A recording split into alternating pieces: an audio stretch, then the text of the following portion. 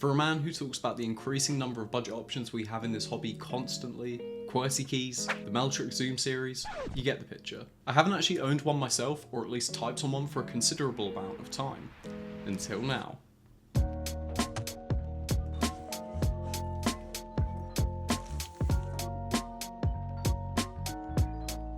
Now, Qwertykeys are a name in the space that needs little introduction at this point. A sister brand to the ever popular Owlab, who in their own right have released a number of sought after boards to date since 2021.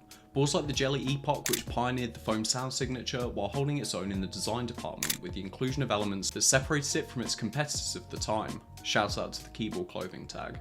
Boards like the Mr. Suit and the Spring are other notable releases sporting beautiful PVD weight accents and still carrying the foam sound signature with flex cut PCBs that they had made ever so popular at the time. It's nice to see that Owlab are still releasing boards, with the latest release being the Jelly Evolve, elevating the design aspects of its predecessor, taking a more alien futuristic approach to it.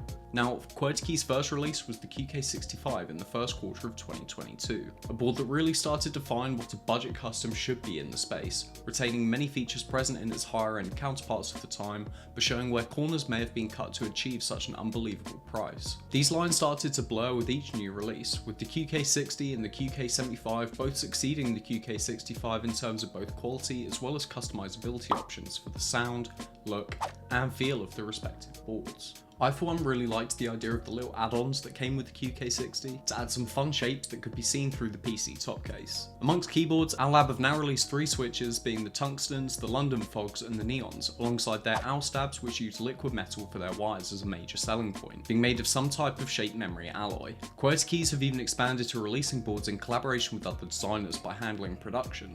Boards like the Cub65 designed by Cub Studio, and most recently the NEO65 that we have here today. It starts at only $80. The Neo lineup is looking to be an interesting one, with a number of boards teased to be on the way already, as well as feature stabilizers and switches, both of which we'll have a look at today. Yeah. Falling into love hurts just as much as falling out of it, but I'll scrape my knees and scar my sins. I hope you never doubted that I'm down for you. Wanna hit the town, make it loud, be a clown for you, or maybe we could be a Romeo and Juliet, except without the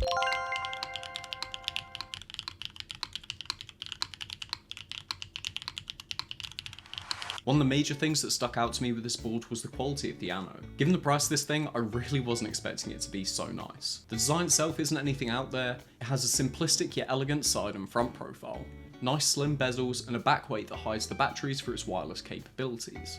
Although the design is simplistic, you can tell a lot of thought has gone into it from the designer. From the thin bezels to make this unibody case have a small footprint on the desk to the very grabbable sides.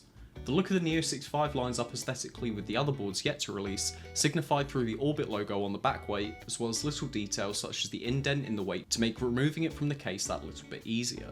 The designer founded the studio with the goal of reducing the barrier to entry into this hobby and providing affordable mechanical keyboards to a wider audience, which, if the NEO65 is anything to go by, I think they've done a pretty good job. Aside from the premium aesthetic, things that I think puts this board above others in its price point are the customizability options that it offers. 3 different mounting styles, a plethora of plate options as well as plateless, not to mention the large number of layout configurations that are offered even on the tri-mode hotswap PCB like the one I have. Little things like the split backspace or even the difference between a Mughal or Sangam bottom row are things that you often don't get to tinker around with when you pick up a budget hotswap board. And as this hobby is all about preference, being able to try these things out on a board this affordable is pretty damn crazy. The trade-off here is that in some configurations your switches are in weird positions all over the place, but this hasn't affected the sound or feel of any of the keys at all. For my first build, I decided to try out the new Neo white switches on PC.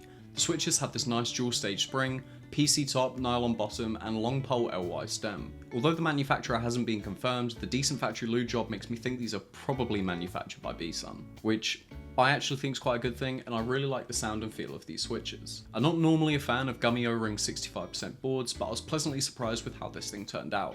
It does feel pretty stiff, but it's not too harsh on the bottom out, so I'm definitely excited to try this thing out in the gasket mount configuration, as well as with different plate and switch options.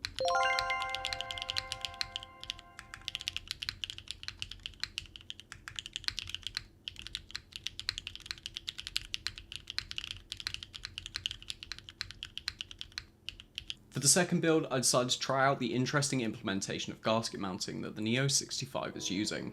For this board, as it is all one piece, you get these little rubber gaskets which fit into the indents around the PCB, as opposed to the usual gasket socks or foam strips that hold the plate in place, making contact with the top and bottom case of the keyboard. This implementation of gasket mounting sounds great, with a much poppier spacebar than the O-ring build, and gives the build some nice flex, which, to be honest, I wasn't expecting going into this.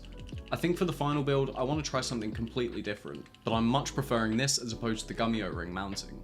Now, before the release of the QK65, the barrier of entry to get into the higher end of this hobby was pretty damn high, with a lot of elitism locking away information, and limited first come first serve sales and raffle drops being the primary way to get in on these more high end boards, without having to get in on group buys and wait over a year for your first keyboard to get into your hands. The release of the QK65, the JRIS65 and the Zoom65 really started to bring down the price of what was considered budget in this hobby. Prior to this, the closest high quality budget boards we had access to were boards like the Geonworks Frog, a keyboard that offers all features expected from a high-end TKL for a lot less than you would have been paying in 2020 and 2021. Although the $300 price tag did still mean that this budget keyboard was expensive, with the whole budget versus entry-level enthusiast debacle being pretty prevalent throughout last year. Now, this kind of collaboration with small designers with bigger names in the space aren't the first we're seeing of their kind. Monarchy is one of the main names that comes to mind with this, handling production for the Monarchy and Friends series, as well as the Jane and 910 ME editions released in collaboration with TGR this past year. KLC are another name that have handled a number of group buys for designs and makers, such as the recent Dollis. You have to wonder whether this will be somewhere we start to see the hobby going a bit more. Designers working with other people to handle the production and fulfillment of the product, allowing larger quantities, a smoother fulfillment, and ultimately for the consumer, cheaper prices. This kind of growth in the hobby is crazy to me. When you look back at boards like the Bakken Echo, that when it first released by Canon Keys, it was seen to be a budget king, but now we have access to boards like the NEO65, which offers a much more premium finish, a bottom weight, different connectivity options, alongside two different mounting methods within the case, all for $50 odd less for the base version of the board. Now, I've already touched upon the new releases for the Neo series in the near future, and these both look pretty promising. I really do like an FRL, and the removable portion above the arrow cluster for rebuilding makes me think of all kind of cool possibilities for custom inserts that I'm sure people will come up with when this releases. The other board is in an Orisu layout, which we haven't seen too much of as of yet, but it's due to release at the end of the year, which I for one am excited for, as it's a layout that I think I'll always have a soft spot for. Qwertykeys themselves also seem to have a few boards in the works, which I'm sure will be a major hit. The QK75N, meaning non-exploded, seems to take some design direction from the QK80, with the implementation of badges on the back and a small screen. The colorways look great, and it will be interesting to see what these things sound like when they hit the hands of reviewers in October.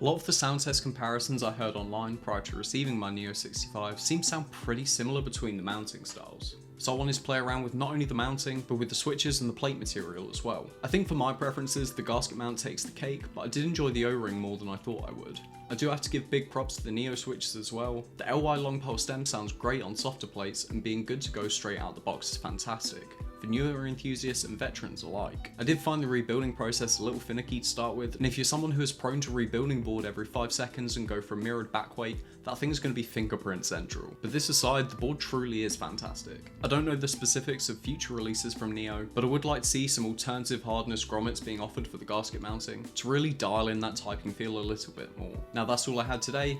Bit late to the party on this one, I know, but all the sale information is down in the description if you want to go have a look for yourself. Do make sure to subscribe if you haven't already, leave a like on the video, and let me know your thoughts on the board in the comments down below. Follow me on my other socials. Thanks for watching, and I will see you nerds in the next one.